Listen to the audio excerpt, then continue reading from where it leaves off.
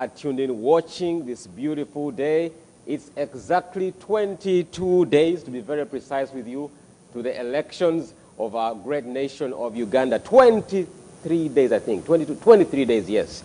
So if you did some mathematics, you can know how much pressure is now mounting on one man, Mr. Byabakama. Is he going to be able to deliver a free and fair election for Uganda? Could he turn the tide around? We've had so many complaints and reports made about our Electoral Commission chairperson who allegedly always do not, get held accountable to the election that we hold in Uganda. So we are hoping that this time around, Mr. Byabakama will not bow to pressure, because there's been so much pressure going on, where we've seen incumbent Yoweri Kaguta Museveni coming out to begin applying and talking so much about Mr. Byabakama, saying they are feeling that he's not taking a tough stand against the opposition, which is not actually straight, because the opposition also is saying Mr. Byabakama is not coming out to categorically say enough is enough to the police brutality being channeled towards Mr. Robert Kyagulanyi's camp as we're going on. Right now, it's Uganda at Crossroads. I thought I wanted to first give a whole introduction to that. Uganda at Crossroads today. We were not able to be with you last week, sorry about that. But I have a full house today, and you're going to have a wonderful time today. And I'm going to give a chance to our guests to introduce themselves. Mr. Kakande, starting with you on my immediate right. Introduce yourself, and we shall go on with the rest of the team. Good evening or good morning from wherever you are. I greet you in the name of Uganda. My name is Michael Kakande, also known as Kapalaga Biebe. All right, and next to you is Sarah Joy. Sarah Joy, introduce yourself to our people. You've already introduced me. My name is Sarah Joy, and I'm happy to be here, and I'm greeting everyone wherever you're watching from, East Coast, West Coast, people watching us from Canada, from Europe, from London, from Dubai, Abu Dhabi, Saudi Arabia, Uganda, the rest of Africa. Yep. How are you? And let's keep pushing. 14th January is known so far. And from so far what we've seen, it all looks good. Good. And on your immediate right, Sarah Joy, we have Mr. Haman. Haman, introduce yourself to our people and let them know your role and what exactly you're doing in diaspora for the National Unity Platform. Yes, I'm very humbled to be part of this program. My name is Haman Aineviona. I am the team leader of the diaspora People Power wing, and what we do is mobilize, sensitize, organize, and we are doing our best to make sure that we contribute. I think the diaspora sat aside and watched for long, and now they want to do. They want to act. They want to impact their homeland, and we are just representatives. Yep. To that end, yes. Guys, I'm glad you're here, and I think we're going to have 3 more shows until we have an election, right? Is it 3? 3 more shows. Yeah. I think that is up to you. I mean, if you're counting weekends, right? We have 3 more weekends before the election. No, maybe, 3 more weekends. And, I just figure that, that's too much pressure, going on back home in the country. I've been reading newspapers this week, and I want us to start from back home in Uganda. I've been reading newspapers, and I have seen increasingly the president saying Mr. Byabakama is not being fair enough to the election in Uganda, the process going on. Mr. Museveni is saying Mr. Byabakama is not weighing in on the opposition, and in particular, Mr. Robert Kyagulanyi, because Kyagulanyi is having huge crowds coming, and Mr. Museveni is saying those crowds, and what's strange is that Mr. Robert Kyagulanyi is saying the police and the EC are not, the EC is not coming out to blame the police brutality. But Mr. Museveni is saying the EC is not coming out to blame Robert Kyagulanyi's crowds gathering. And for me, that is a lot of confusion going on. Who should be standing and blaming the other for such times as this? I think what I'm going to say is, I don't know whether our president, I don't know if at his age, I don't know if he has dementia. I don't know if he has issues that needs really to be worked on. Because if you look at all the footage, look at President Museveni was in look at the north. You had the group of baby cools pulling crowds and giving T-shirts and all that. We went to Jinja, Kamoli, and you had Museveni's group, headed by Balam, giving out money, 5,000 and a T-shirt per person. In fact, they've even introduced, because money in a campaign is something, it's bribery. They've been giving out money. Go to the western, have you seen the footage that is coming from western Uganda? Yeah. President Museveni is even out of the car waving at the people. You've seen, basically people are carrying out, these are processions happening in western Uganda. So I don't know, and I think I should blame Babakama because he has not called. He had the audacity to call Honorable Chagulanyi to the EC and meet him, to question him a number of things. But the double standards, and that's why we are asking Biabakama, if he cannot deliver free and fair election, let him resign. He called Opowa, he called Bobiwine. We've not seen him summon President Museveni. His team has been carrying out processions. Go to Jinja right now. He sent a group to Jinja headed by Ronald Mayinja. There is Full Figure, there is Bajo, I've seen King Michael, I've seen Isma. That group is in Jinja. They are literally giving out money in broad daylight. They are campaigning for President Museveni, giving out money. And this is captured in broad daylight. It's on video, it's recorded. They're giving out money to voters, claiming it is money for Ntandikwa, money for setup. But we know definitely it is not. It is, vote bribery. That's what they're doing. And if Biabakama up to this point has not even come out to call out the other NRM, because NRM openly is giving out money, of which it is not allowed in a campaign. So if President Museveni is complaining, yet his team is giving out money in broad daylight, everyone knows that. Yesterday, I think 2 days ago, in Kamoli, the group with that same group that is headed by Mayinja went out to Kamoli and they were telling people, oh, we know we have money for, your startup capital in Tandikwa, 2 million. And the people were bold enough to tell them, you're driving expensive cars. We've seen you've been bought off lots of money. Why are you giving us 2 million out of the money, And I've been informed that 1 billion has been put, because President Museveni is doing so badly in the West, so he sent over 1 billion. This is for voter bribery. In fact, Mayinja's driver was beaten. Someone is going to send me the raw footage. One of the people who attended told me Mayinja's driver was beaten. Mayinja ran off. All the entire team ran off from the venue where they are. So I don't know if Biabakama, in fact, in all this I'm blaming Biabakama. For President Museveni, he needs to shut up for starters. For Biabakama, I'm blaming Biabakama for not calling the other team for openly bribing voters in broad daylight. We've not seen any other candidate. Because for me, my concern has been, we have not seen him come out to, for instance, say police brutality is too much. No, he hasn't. We've seen, for instance, the basic rights of Mr. Robert Chagulanyi, even access to a hotel. No, even yesterday. It's been so rampant that even yesterday he was shot. He has to seek permission to access a hotel. Where else are they going to shoot if they keep shooting? It's because if a car is moving and you keep shooting the tires, that means you want this car to turn over. So basically, when they move away from, if they fail at that mission of shooting and the tires and the car's rolling over, they are going to shoot him. That's the next step. But Biabakama has not called out the police brutality on the presidential candidates. He has not. Biabakama, the same energy he used to summon Opowa and Honorable Chagulanyi to the EC, he should summon candidate Museveni. Because he's a candidate right now, he should summon candidate Museveni and talk about the processions. I saw all the videos. Thank God Chagulanyi was prepared when he visited the EC. He had which dates they came up, they compiled the videos, they compiled the photos where Museveni was and all the people. They compiled what was in Busia, they compiled what was in Jinja, they compiled all the places they had visited and the number of people that were there. And moreover, these are people who have been bought. These people are given 5,000 and then given a T-shirt.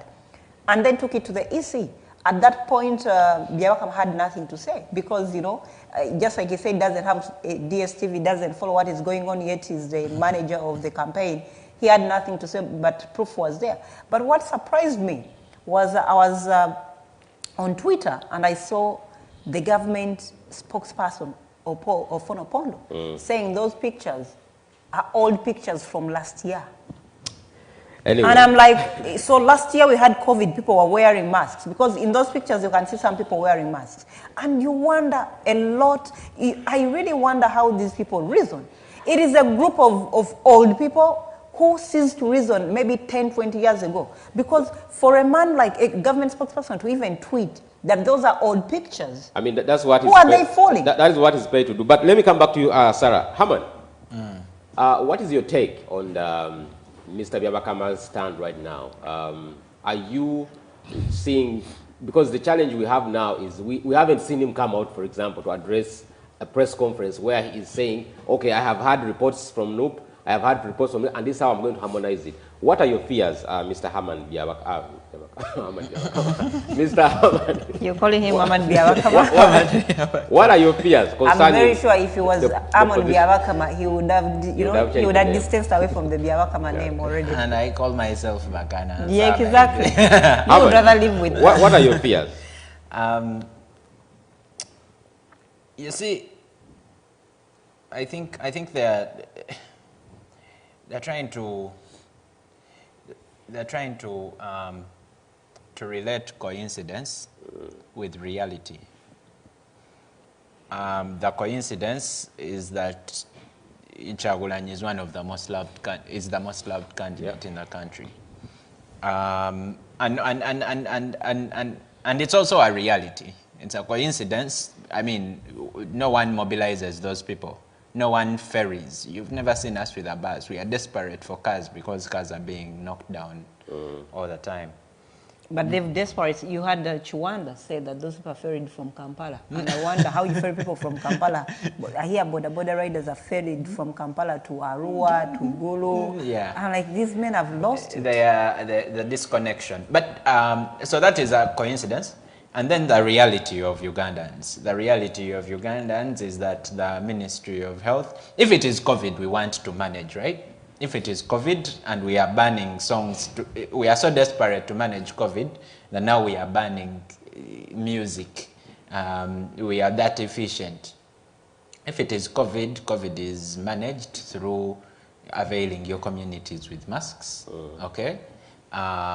Testing. I mean, testing is $100 in Uganda. They even charge in dollars. COVID. You see? So the government that is responsible for managing a disease is blaming opposition. And this is the impunity we are fighting. These are the things that remind me of why I decided to make my contribution towards the transition of power. Otherwise, we wouldn't. So I know that some of our leaders you know, they are in Uganda. They say their eyes are covered. Right? I don't expect them to do much, but we Ugandans, those are the people that I like to talk to. We Ugandans should look around ourselves. Let's not wait for someone to criticize. Let us look around and see how many people have been shot. Let us look around and see how many people died on November 18th. Okay? Let us look around and see who is hiring goons. You've seen the policemen who went stabbing people yesterday and shot bullets at a civilian's car. There's no one who's armed among all those people. Okay? So let us be realistic in our discussions. Let's not wait for Byabakama. Let Museveni not confuse us anymore. He has done that for 35 years where we start to doubt ourselves. Who should we blame? No. Let us look at the realities and put the responsibility on the people who are supposed to carry that responsibility. The government issued over 80 billion shillings to the Ministry of Health to what? To give masks. Okay? In this budget, in this recent budget. About 3 months ago, 80 billion. Tell me one Ugandan who has got a free mask. One Ugandan who is not an MP or one of these people in government. And then they passed an additional 50 billion, still for the same reason, for masks. That's the money that's buying NRM borders in eastern Uganda. That's the money that Kusasira and Bebekul are dishing out. Okay? They are not dishing out masks. In NRM's campaign doesn't have masks. At least we are issuing masks. We are trying to issue masks, even with the very squeezed resources we have. So it is madness. It is even madness to start doubting what is obviously in front of us. That's what I say. The Yabakamas, I mean, they are present, but let us first speak to our realities, because that is why we are in this struggle. Yeah, I mean, I'm going to bring in Mr. Kapalaga. Kapalaga, I want to start on an issue that personally it has also given me some signals, some red flags about what's coming next. We have seen 2 new reshuffles, one in the SFC, and the Special Force Command for the President, and we've seen one for the police, where we've seen a time-tested military guy that I met some time back in Somalia. He has been brought in now, you know, in the police force as a deputy IGP. Kapalaga, does this show you an indication that there is something going on that we're not yet aware of? Why would the president, the timing now, why would it be very ripe for him to reintroduce his son back to head the Special Force Command? For the office that we feel should be handing over now, why should there be now new reassignment going on? Well, I think we would be naive to say that this is something that we don't expect. Whatever is happening is definitely expected, because it has happened before with different dictators around the world. There is an English word called autocracy. I wrote it here. Autocracy, in those autocratic people tend to have the same behaviors. I've just been reading about Kim Jong-il. Is the father of the current North Korean president.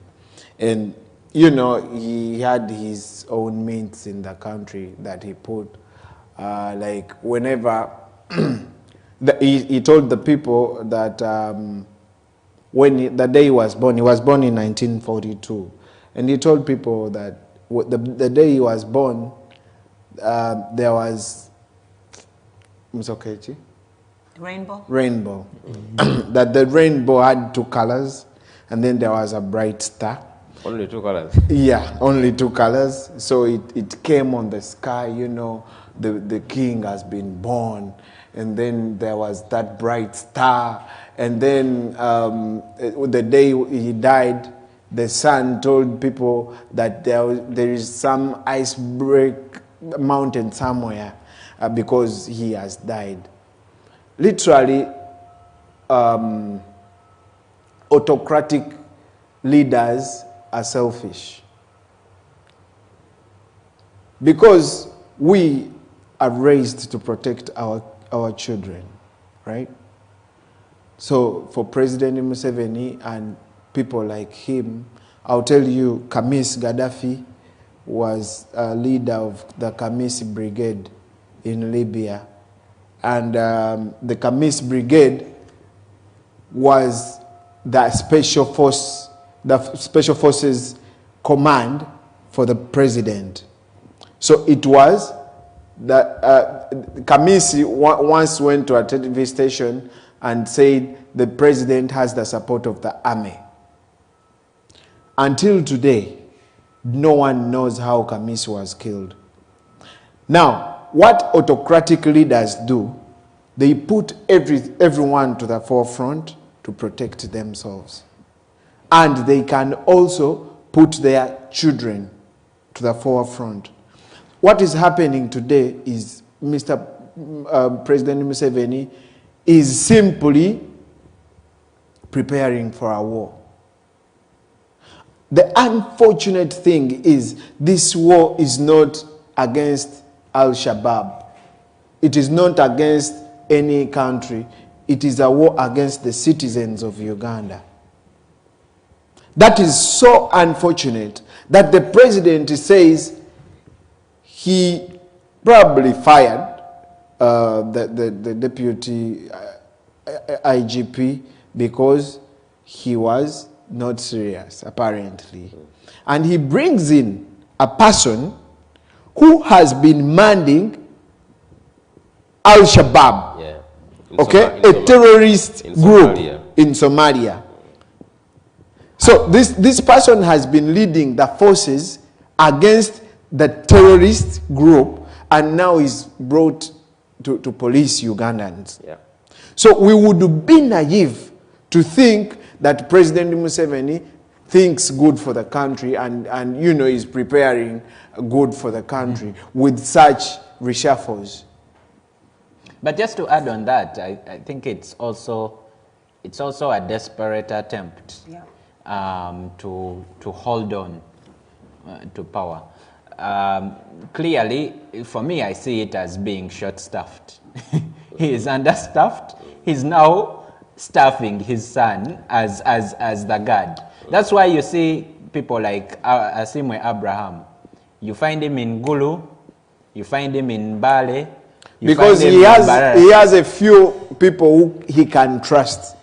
So, 40 million Ugandans against 20 people, the same way, you can name them, okay? Yeah, it is a lost fight. So that is what gives me confidence. It is a sign of being short-staffed, and it's a sign of. And if you've been following President Museveni's trail, the ADC now changed to the daughter.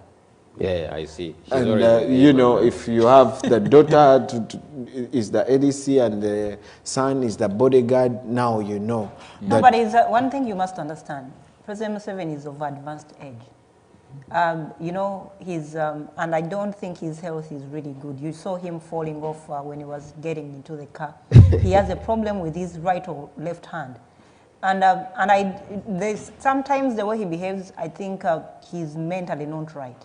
So he needs someone close. Like, sometimes I don't mind Natasha being with him because he needs, and the pressure is too much. Because for sure, President Museveni, if you ask him 2 years, 1 year ago, if he saw Kyagulanyi coming, he never. They underestimated Kyagulanyi. They thought the best he can do is become a member of parliament, enjoy that money, and go away. And now they've come to a stage where the person they underestimated has taken, you know, has awakened Ugandans with the message he came up with. And I'm going to add on this. You see, what was very funny, I was talking to someone who was on President Museveni's trail in Ntungamo. This is where the president comes from. And this person, the people of Ntungamo, took him to their referral hospital and they said, we want you to see, you want us to vote for President Museveni, we want us to see the referral hospital. This person told me he had to shed a tear because in Ntungamo, this is where Museveni comes from, Janet comes from, they don't have where they put dead bodies. Dead bodies are kept in the same place where they're living. If you die, they will roll you over on one side and people have to leave. If you look at the toilets in that hospital, if you look at, there are no hospital beds, they have no oxygen, they have nothing.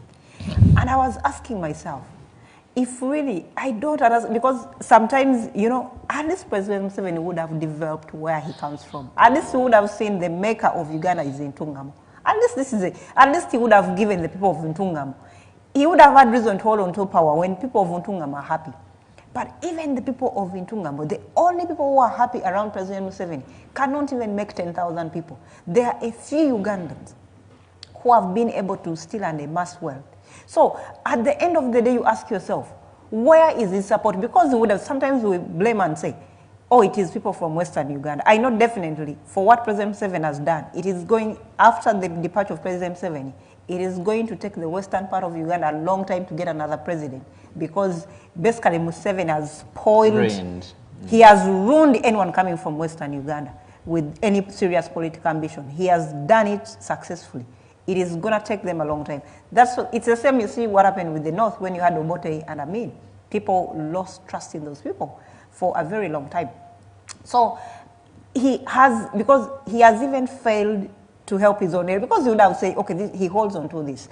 And then the other section he holds on to, it is a few people, just like he said, few people in the army and the police, because majority, and I'm telling you, 90% of the people in the army don't even earn they earn less than $100 a day.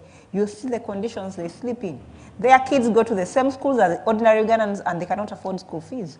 They sleep in despicable conditions, they cannot afford school, they cannot afford school fees, they fall sick and then they have to go to Mulago, which is supposed to be a national referral hospital, and they have to pay the bills. So who is he depending on? So what does he do? The desperate move is to have his son be the next of kin or the commander who takes in charge of his army. But what have we seen?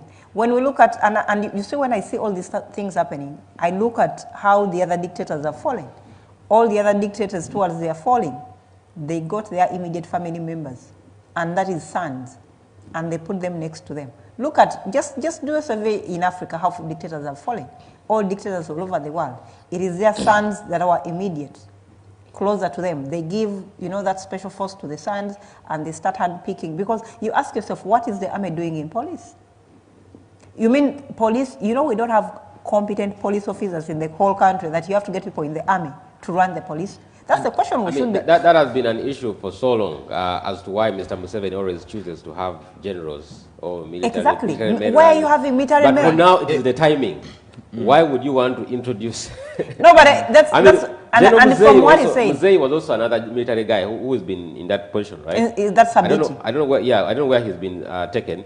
But the only issue he now, said he wasn't working, and you see, the working. When the president says police evadem kawukumi, he said that when he was reshuffling Kawihura.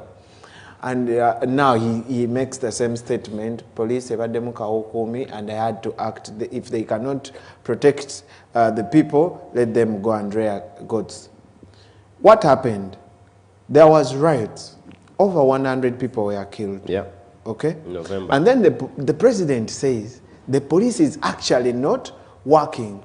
When there were riots, the president never condemned the killings.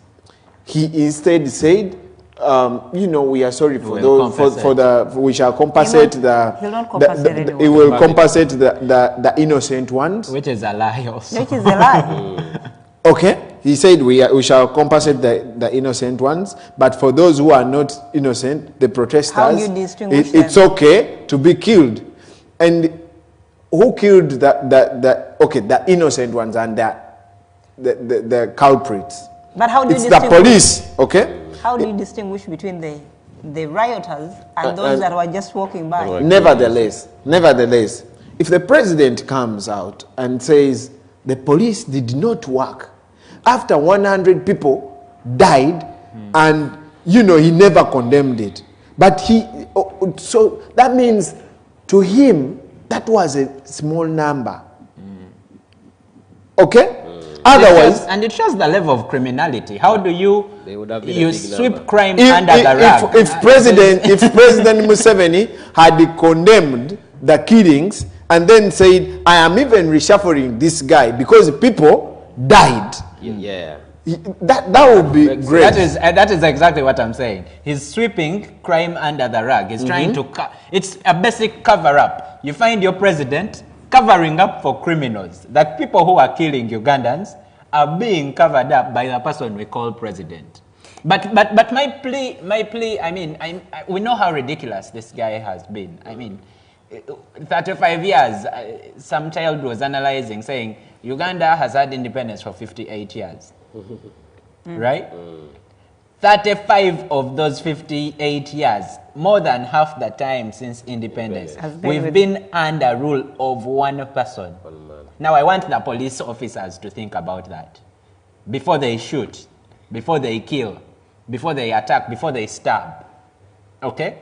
And my appeal to them is to think about themselves, their future, and their children's future. And that's why we are doing this. That's why we are part of this. And that introduces us to now an issue I wanted us to, we've gone with it already, but let's run quickly into the capacity now. Because looking at all that is going on, evident, we must all by now be certain that Mr. Robert Kyagulanyi is not just a threat to the NRM camp, but is right now being seen as the potential, president coming in if this election is going to be free and fair. Let's just have honesty with it. Let's go forward, flash forward quickly. Even if it's not free and fair. And I want it to be free and fair. Because even the campaign is not free and fair. Because we don't want to shed innocent blood, as we've seen. No, but let me ask you, if Ugandans have spoken and vote for Honorable Kyagulanyi, why are we shedding blood? No, that's the thing. Because if that answer should be asked by Mr. Museveni, why is he reshuffling the military now? No, but why because is he introducing? Don't be anxious. for the time, because you see all this, and I don't know how President Museveni and those around him, but you've seen most of them are very delusional. I see some of the political programs, and I see a group of men who are comfortable, a group of men who do not care about the future of their own children, a group of men who have given up. They don't care about tomorrow. All they are looking at, oh, I'm happy, I'm comfortable, I don't care about what else is happening. Because the major questions you'll be asking yourself right now, if President Museveni at this point in time, after 35 years, he still wants to cling on power. And then I saw him yesterday in, I think, one of the places, I think in Bunyoro, blaming Honorable Kyagulanyi for being responsible for the area not being developed because that he has stopped the factories. He said, oh, it is you supposed to work in the factories, but Honorable Kyagulanyi. I said, man, wake up. Honorable Kyagulanyi was 4 years when you became president. This boy has grown up, a 4-year-old boy, in the names of Honorable Kyagulanyi, has grown up on your regime. So are you, and it is so despicable for a president to start blaming Honorable Kyagulanyi, who has only been in the politics for only about 2 years, 3 years, and it was only 4 years when President Museveni took over power. It tells you how much delusional he is. So you want people to believe that at 4 years, you know, it was too much for me. And I'm like, I mean, he has run out of ideas, definitely. But as you said, it's just attempts to cling on to power. But for me now, my fears is flash forward. The election is won, right? Let's look at the National Unity Platform capacity to run this government. But especially, where are all these men going to go? Because that's my worry. Where are they going to go? They don't want to go. So which men? All these men picking around Museveni. Once but I already told you they're about 20 people.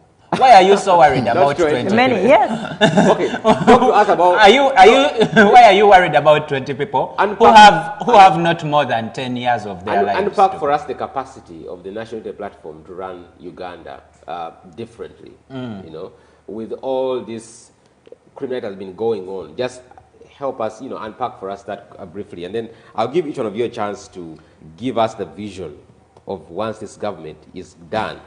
Now we are into this new NCN Subize, you know. So you know our Fist 5. We talk about 5 things. We talk about a people-centered government. We talk about equal access to health and education. We talk about athletics. Yes, education and you know it's Sports. arts, you know, agriculture, arts. It's not just sciences. It's athletics. It's those A's that Honorable Kyagulanyi speaks about time and again. We talk about inclusive economic development. Now, economic development includes employment. You know, where assignments are not made to family and friends. Okay, the assignments that you're talking about, where the people who are running businesses are not strictly.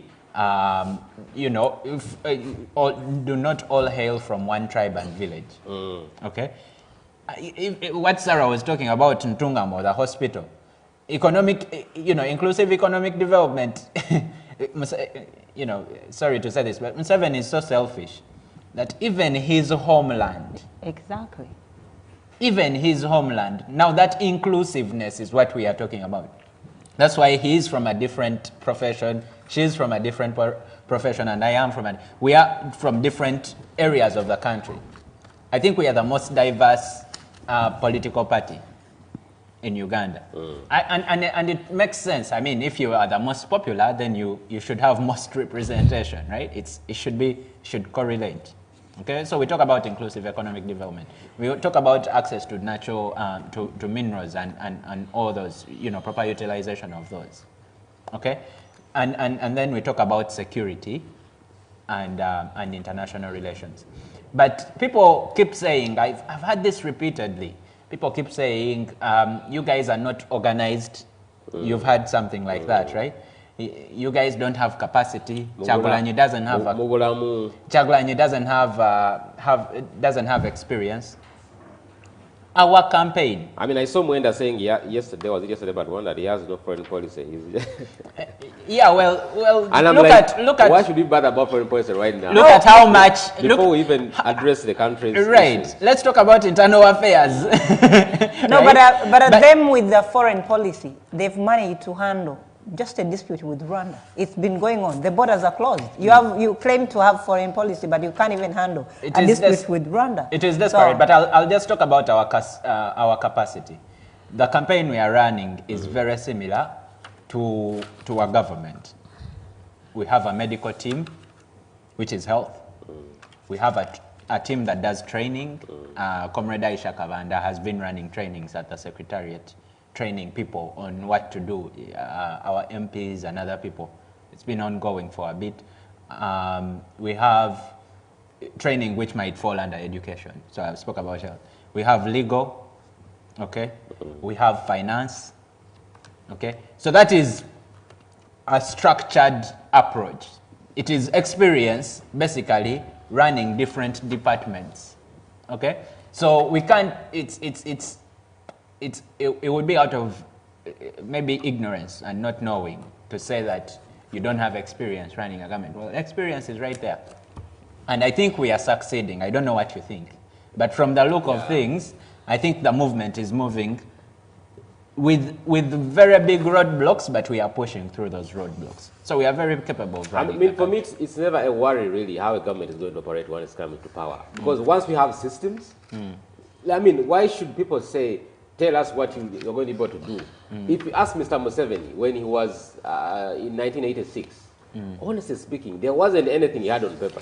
His intention was just to overthrow a government. To add on, exactly. And we've seen how they have been gambling all through the last 35 years, honestly. And to add on what Herman said, so, what experience did President Museveni come with into government? Besides killing people. Besides killing people. All that's what he knew. Museveni was one of the leaders who came on very poor. Show me Museveni's house before 86 in Uganda. He had no house. He had no home. And let's take experience from, even if, sometimes let's take experience from how Kyagulanyi has lived his life and how he has bettered himself. He's a whole different man. Yes. If you compare Museveni at Kyagulanyi's age then and now Kyagulanyi. Look at Kyagulanyi at his age and bring out Museveni at the age of Kyagulanyi right now.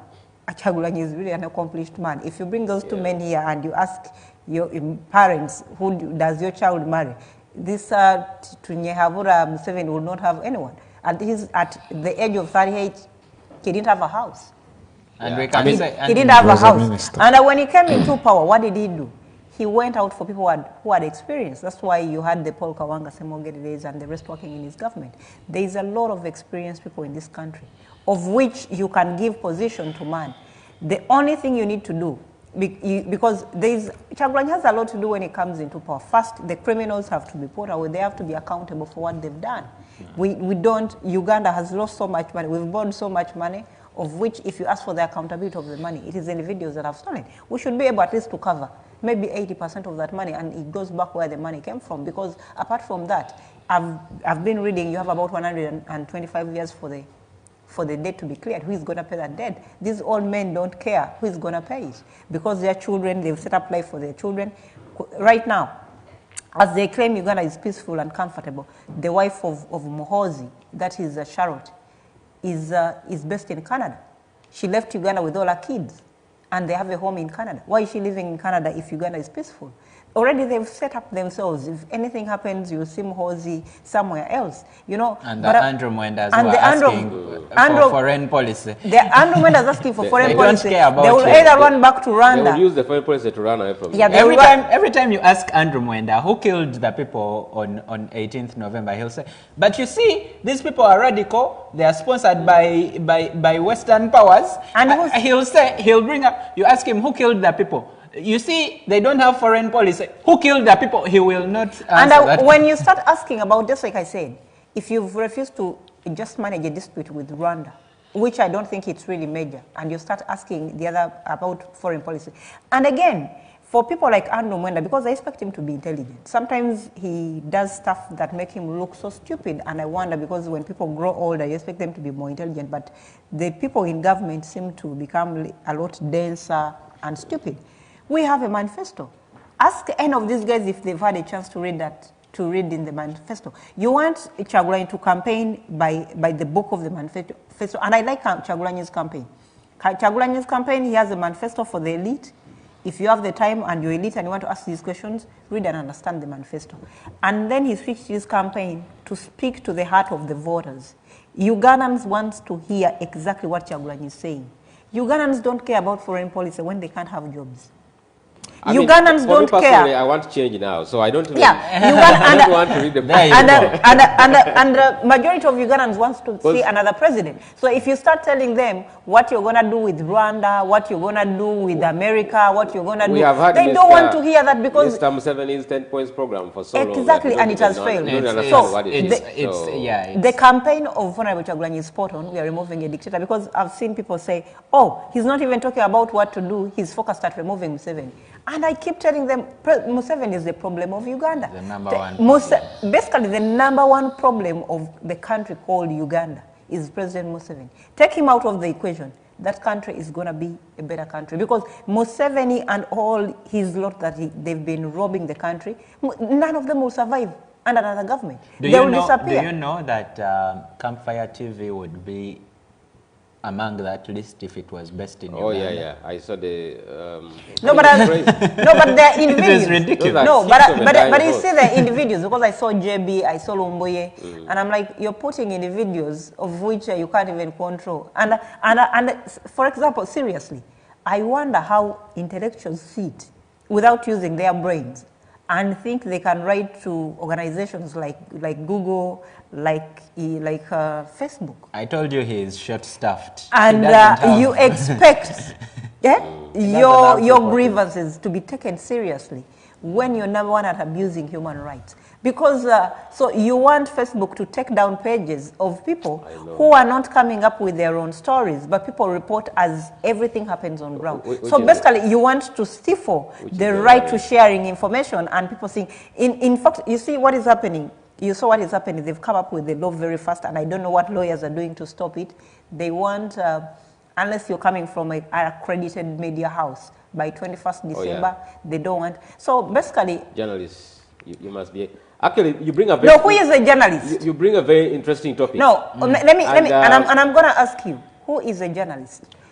I mean, I went to school. I did my bachelor's degree in journalism. I'm telling you, I could. What the team needs to do. There are so many schools. There are so many schools. What I'm asking the team that moves with Kyagulanyi, go and get your NASA certificates from HomeCart and move with them on the campaign trail. And show the people. Yeah, who is the journalist? just like when they came up to registering, bloggers should register. So they look at everyone who has a following. They think you're a blogger. So the question would be, who is a blogger? Because if you cannot answer who is a blogger, then don't come to me because I have a following or someone has a following. Let me first hear from a blogger next to me. Kapalaga, what are the audiences saying? He's not a blogger. Do you have any messages there that need attention before we can ask you a question? Any questions there on the page? On the page? Before I can ask you my question. No, you can read actually and tell us. I wanted to comment on that question that you asked. What NUP is going to do, the capacity that NUP has. You see, this is a unique movement.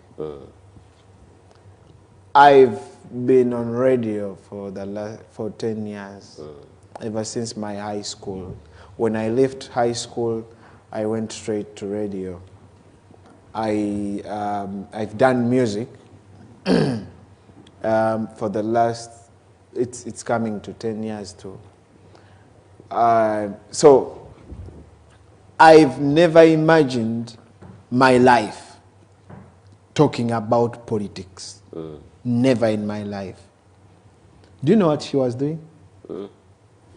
Should I tell you?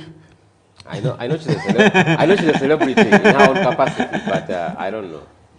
She has to be an importer. She was a business woman, and I bet if she ever thought of speaking politics.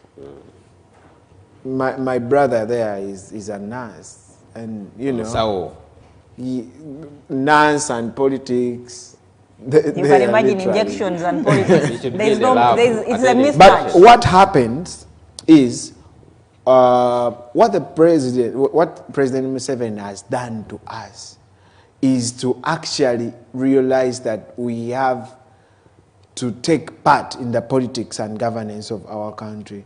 And we realize that we actually have to leave our comfort zones and come out and speak. Okay? And that is one achievement that Kyagulanyi got, that he brought us out. You know, we were comfortable. At least I was comfortable. I was a star, my friend.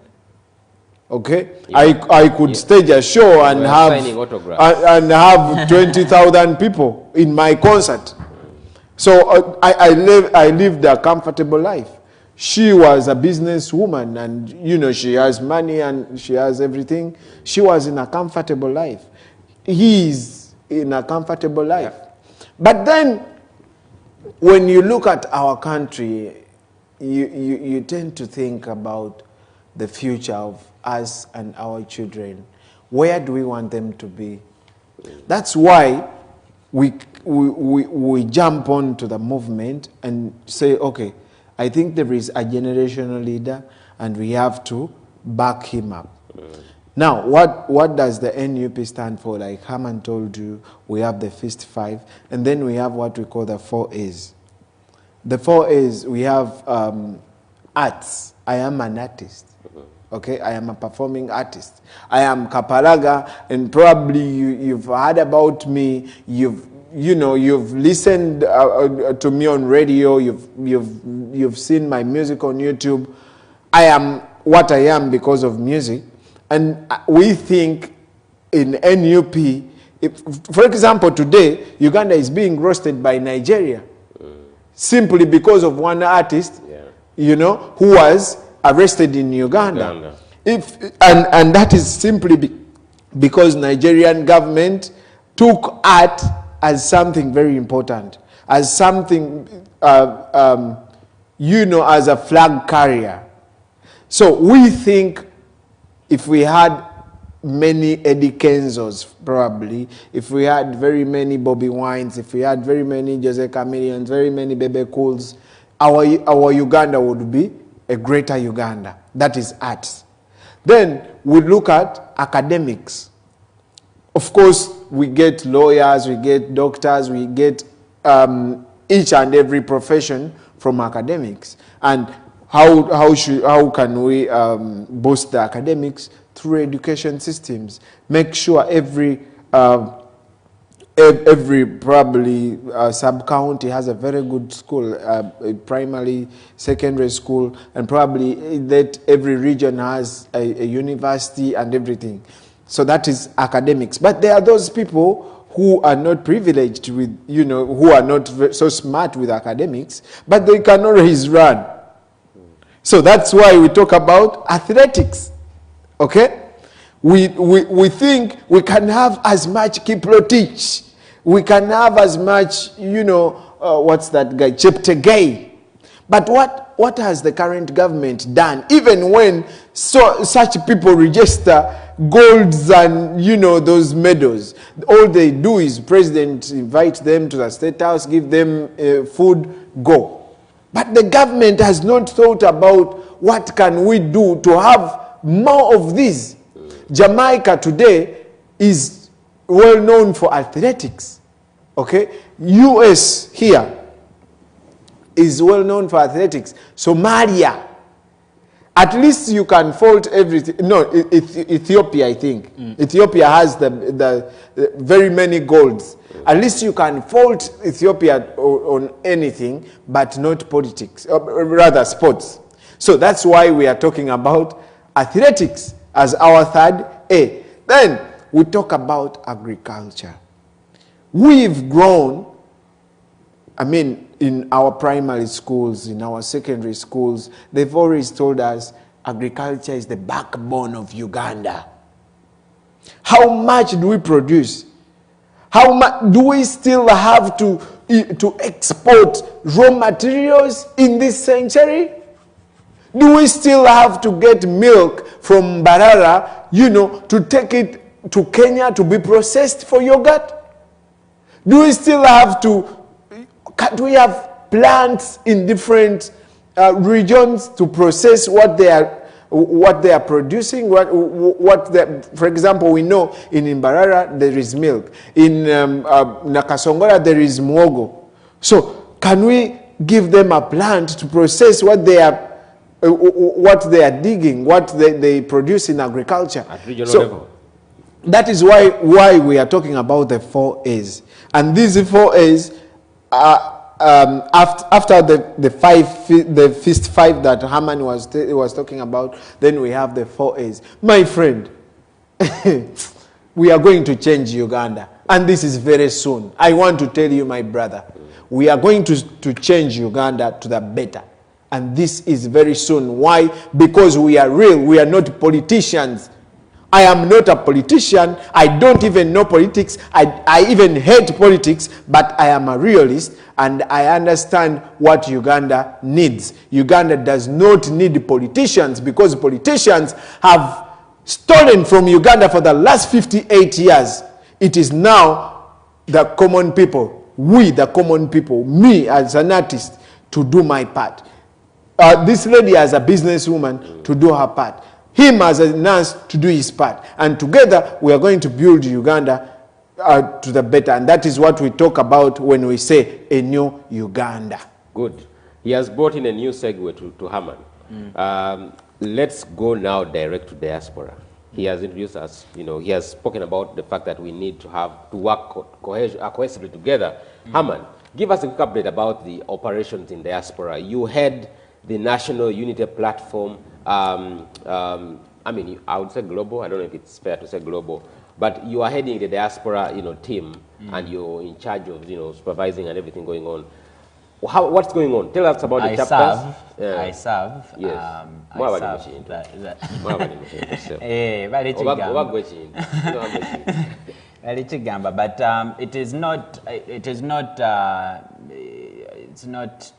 it's not prestigious at all. With the actual work that is involved, it is responsibility and service. Because you're a nurse, you're supposed to be in a hospital. By the way, he's a nurse in America standard. He's a nurse that studied in America. Being a nurse in America is one of the highest and most prestigious professions, I would say. So you sacrifice your work as a nurse, and then you're still talking about that. Yeah, I was saying that, and these are the things we want to do. Healthcare is very important. That's why it's on our earning from healthcare in a country like here. You understand how disadvantaged our nurses are. Yeah. You understand how disadvantaged our doctors are. The people who are making money are the people who are switching from Bobiwine to Museveni. I don't know what that profession is. What is the profession? What is it called?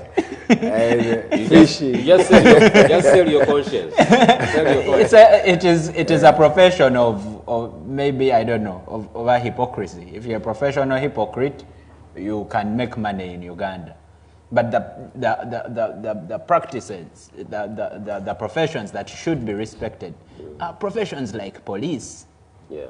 Here you find a policeman talks to you, and you pay attention to them. In Uganda, people are doing this to policemen. You understand? That is the madness. And you will never hear someone in the Marines or in the army walking with a policeman. Yeah. A police car is a police car. Someone comes out and they are police. You can't have a policeman here, an army man there, and then someone you don't know in the back who you can't identify. Do you understand?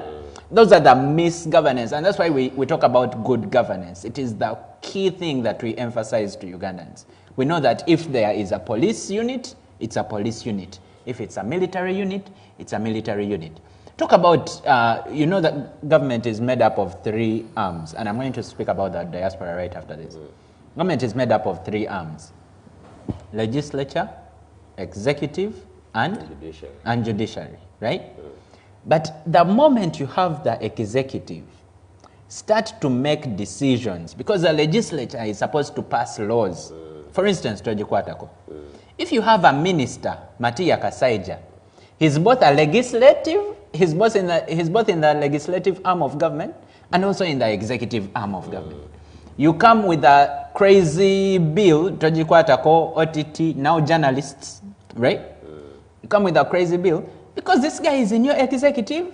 He is for that bill. Yeah. And that's why Ugandans keep saying NRM has the most MPs because all of them are executive. We should have legislature and executive. Legislative arm, executive arm of government, so that we make decisions. Okay? But there is a conflict of interest every time you have Eli Tumwine putting up his arm voting for NRM. Matia Kasaija putting up his arm. Ruth Acheng putting up their arm voting. Do you understand? And that is a minister of state. You understand?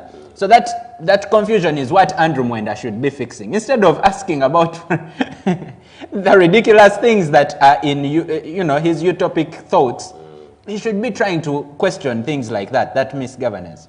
But anyway, I can talk about Museveni's misrule all day, but I'll talk about what we are doing and how we need you to support us. First, fundraising. Yeah. We need money. We have 3 weeks to go. We need funds. There is a PayPal link going around that is official, but also we are running fundraisings. North America started 2 weeks ago. Every weekend we run a fundraising. Every weekend we run a fundraising. We need funds for to run the campaign. Daily trail. To pay rent, to pay bills at the office. To pay the few employees that are there, to print posters, to do adverts, right, Kapalaga, and many other things. I'm told there was an advert on NTV this week for Noob, and I was happy to hear that because it's not been easy in the past to have opposition candidates. And it wasn't even easy then. This guy is the heart behind that being on NTV, and maybe he wants to say something. Yeah, like Herman says.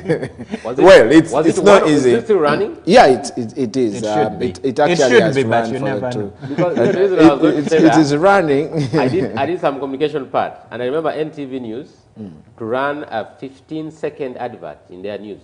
Yeah, it's actually 16, 17 million by then, but now it must be higher than that. Yeah, and you know, when you see the government is so scared, and when it comes to us, it thinks that's the exact narrative. That's the exact narrative that they are using. They use that narrative to make people think that we are funded. But unfortunately, it is me and her and him and maybe and the rest of and probably you who fundraised for such events. We've fundraised for the posters. We've fundraised for the campaigns. For example, each day that the president is out there, he uses between 9 and 13 million shillings each day. So that's why I am inviting you, sir, on our fundraiser tomorrow, on Sunday at 8 p.m. So this time around, we actually have the president speak to us. It's nice to have adverts on NTV because, as you were saying, we want to put adverts everywhere, my friend. We are doing everything NBS, because NTV, UBC. Yes, but we are just restricted by the funds. We can't contact UBC when we can't afford to pay. Definitely, So because the tax that they levy these media houses for running our adverts is high, and with the commerce, when they levy you the campfire more taxes, you send them back to me.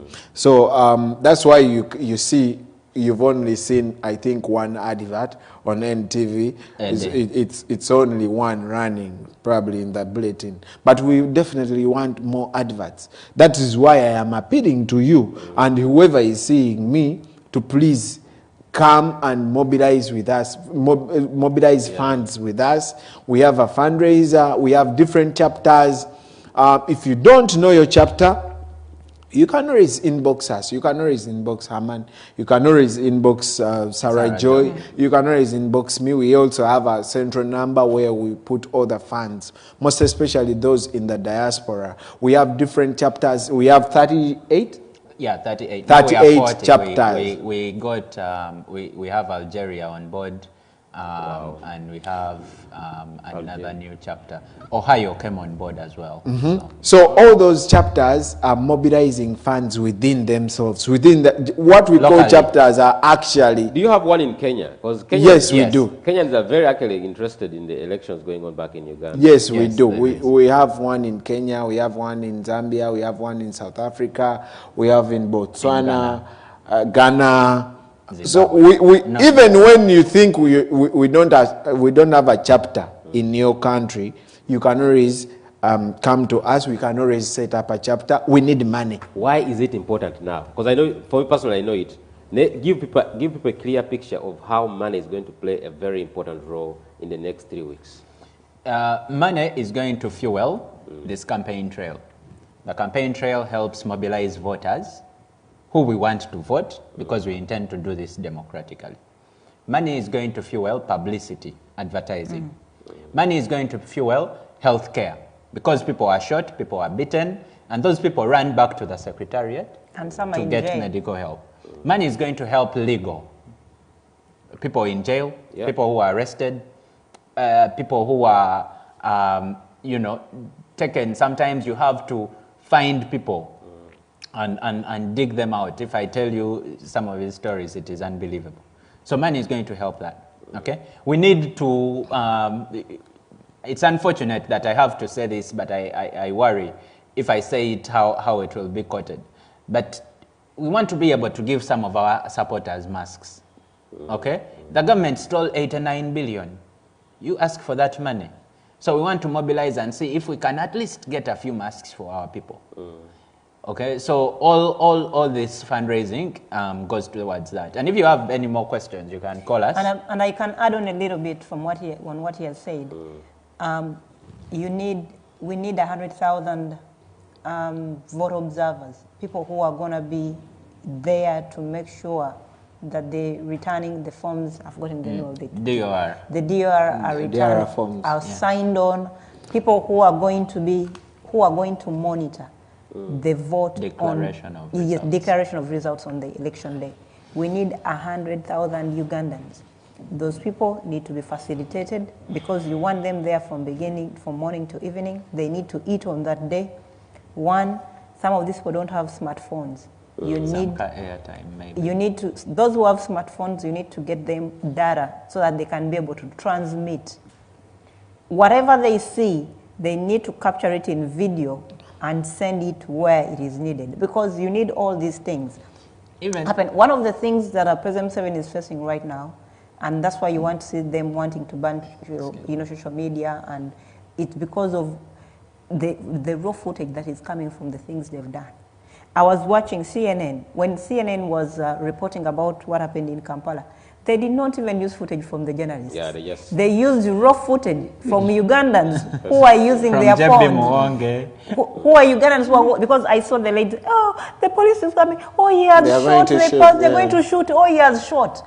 I saw another footage of a guy who was in a building hiding with his phone, capturing. The line, That is the footage. And when you stop people from sharing information, because that's what scares President Museveni the more. Every Ugandan has become a journalist. That's and again, he doesn't understand. Yes, every Ugandan has become a journalist because we want to share information. What they've been doing for a very long time. Just imagine if there were cameras to show what happened in Luweero, how these people killed all these Ugandans. It would have been a different story. Because for a long time, Museveni had to sell the story as a savior. He was a savior for Uganda. 500 Ugandans died in Luweero. Or 800, whatever. They died in Luweero because of him. And look, ask yourself, he had the guns, he was the rebel wanting to take over power. Was it the government, sitting government killing? Definitely. They used to kill people as rebels and then run back and come back and they want to act like saviors. Now, coming to a situation we don't have guns, we don't have any ammunition. What are they doing? We have our zeal, we are so determined, and we have our phones. We want to capture everything that is going. But if President Museveni had a way, he would ban smartphones from Uganda.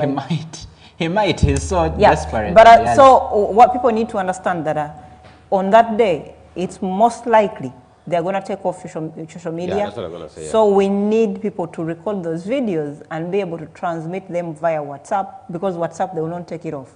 Yeah. Transmit via WhatsApp to Kakensa, transmit via WhatsApp to Kapalaga. VPN. Yes, and then for them to be able to download VPN, you need data. You don't use the same data as you're on the network. Even in villages, Sarah, there's no electricity. Yeah, some people, you have to go to a shop in Uganda. You pay 500 shillings, then you charge your phone. Our observers need power banks. So you need people who are going to protect that vote, because Kyagulanyi has done what has been lacking. You know what people started questioning Kyagulanyi. The narrative came in, he's only has support in Buganda, or he's a social media president. You see, the people who used to run away with that narrative, the likes of Bajo, are all quiet now. Social media president. Then they started putting skepticism in some Ugandans. He started campaigning, he's only popular in Buganda. He left Buganda, went to the north. He started saying, he's ferrying people from Kampala to the north. Are you telling me he's ferrying people to everywhere? Yeah. Go to Kalamoja, go to everywhere Kyagulanyi goes. I mean, they're saying he has no following. Today he has been in Shema. Gentlemen, one other thing. Yeah, because we have 6 minutes. Yes. And I want us to really one other thing that beat my understanding. I do the production like Haman put it. But we have our message that we are giving people, because we intend to have a democratic transition of governance, and that's our cry. And we've done everything to make sure there is peaceful transition of power, and elections is a democratic process. And in our message, I am telling people that, hey, we have a president, go vote for Kyagulanyi. And then my advert says, okulonda wekugwa tovaawo tukuuma akalulu kaffe. Okay? Bwe tuwangula tugende mu kujaganya. What is wrong with that? You are inciting violence. How? No, you can't. Because it did not come from a journalist. If I say this is a democratic process, well, at the end of the day, no. What is wrong with celebrations? What is wrong with celebrations? Anyway, this is my message. I am telling people, I have a candidate, and my candidate is Senator Murobati Kyagulanyi. Please come out and vote in very big numbers and overwhelm Mwami Museveni. Okay? But then, because there has always been situations of malpractices in the past elections, we don't want to see that. They've already said, you see, Besigye Taina Bakumachi Kalulu. Okay? Now, me, I am, as a production director, I am appealing to my people that, you know what? Besigye doesn't have polling agents. I want you, the people, to become the polling agents. After voting, you stay there. Make sure our vote is not tampered with. Then, after counting, and you make sure you see that we've won, you go and celebrate. Now, what is wrong with celebrating? Now, what happens when we take our adverts to the radio and TV? They cut that out.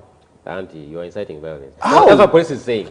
But I mean, which police? Police or army? I'm confused because they now. But gentlemen, they should delete the word celebration in the political dictionaries. They should delete the word. Keep the vote. Make sure you guard the vote. Even our time is fast spent. I want us to, in a minute, abe Uganda, sente bazisindikewa, abali mu diaspora sente bazisindikewa. Just give us those two. You want to start with you or we'll start with you? Abe Uganda banayi mutuweeyo ku sente. Bazisindikirana. Tubegayidde mutuweeyo ku kasente ako kanjogere mu Luganda. Lwensinga otegeera. Tubegayidde mutuwe kasente. President Museveni abadde nga ne narrative ng'egamba nti no, we are funded by the Western world. Unfortunately, we are not much as we would want. Twandiyagadde nnyo okubeera funded, ne bakyali abo bakyagaanye. kakati twetaagayo obulango bwaffe bulaninge ku maradio n'ama TV naye tetulinayo kasente. Twetaaga president mumulaba gyagenda yonna yonna bakuba abantu police ekuba abantu abo bagenda mu malwaliro twetaaga obbajjanjaba. Abantu baffe babasiba buli lunaku babatwala mu makooti twetaaga obbajjayo. So twetaagayo kasente. We need money. Now if you are in Uganda, please send that money to this number. +256 703 636363. That number is in the names of Daniel Oyerot. 0703 636363. It's such an easy number. Newe luba 10 bina cherukola. Newe biba bisinji bitano eza Uganda. Bina chezigattako bichajenga esimu mu kyalo. We need money. Now, those of you who are in the diaspora, we have different chapters in your different regions, wherever you live. Please reach out to those different chapters. If you don't know your chapter, or if you don't know the coordinator in your region, probably if we don't have a coordinator there, please reach out to us. Inbox me, inbox Haman, inbox Sarah, inbox whoever. We shall simply go to Bobiwine's page. He normally posts those diaspora leaders. You can always find your leader on Bobiwine's Facebook page. If you can't, please inbox us or inbox our WhatsApp number, and it also doubles as the Cash App number. It also doubles as the Zelle number, and Haman is going to read it. Haman, you do a number yourself. The number is +1 857 719 4451. Put it down. +1 857 719 4451. Eriku Cash App, Eriku Zelle, Eriku PayPal. The PayPal. Yes. We are also telling people in the diaspora, besides finance, we are looking for staff. People in the diaspora, we want to network more. To run some operations, election management operations, health and medical operations, legal, IT. We need all those skills. So if you have any of those skills, please volunteer to do it, to represent in those areas. We are asking people in the diaspora to also take the day off, election day. If you can't take election week off, that would be very good. Election day and the day after election, and that Monday, election is on Thursday. We want you to take Friday off and also Monday, just so that you have time to celebrate with other Ugandans. So that is an appeal to people in the diaspora. Abe Uganda echokola muchimanyi. Shananga mbodu nyankole kachi. Yeah. Ngambodu nyankole. Abanyankole mwena ntubasimeriza oba ntubachira mukulike mu campaign za president witu kandi netubasaba mutereza kalulu kanyu. Ntwenda kuyawo Museveni, ntwenda kutereza izina ly'abanyankole bonna, tutandike kulebeka nk'abanya Uganda. Abantu nibatujuma, abantu tubakutuchenga, ntwenda kweberera muso mwena abanyankole murugeyo 14th mu donating mu supporting movement eno awokuba ntubakunda kandi nitumanyango nimukunda Uganda. Thank you very much, and we shall not go beyond that. I want to thank you, Mr. Kapalaga. I want to thank you, Joy. I want to thank you, Haman, for coming in today.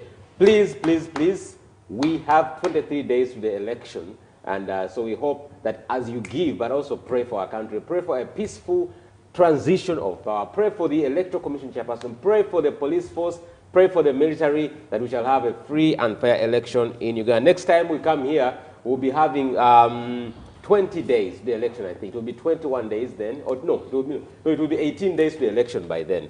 So we hope that you have had a good day. And if you want to still look for the numbers where you can send your money, if you're in Uganda, you can go back and listen to the program. They've mentioned the numbers if you're in Uganda. If you're in the diaspora, they're still giving the numbers. So you can give. In Uganda, you can even give 500 shillings. You know, if you're in America, you can give even $1. So you cannot have an excuse, a reason for not having paid or played a role in the transition of power in Uganda. Bobiwine needs money. We all need money to see that there's going to be a peaceful transition of power in the next 23 days. Money will be very important. Thank you very much, and have a wonderful time.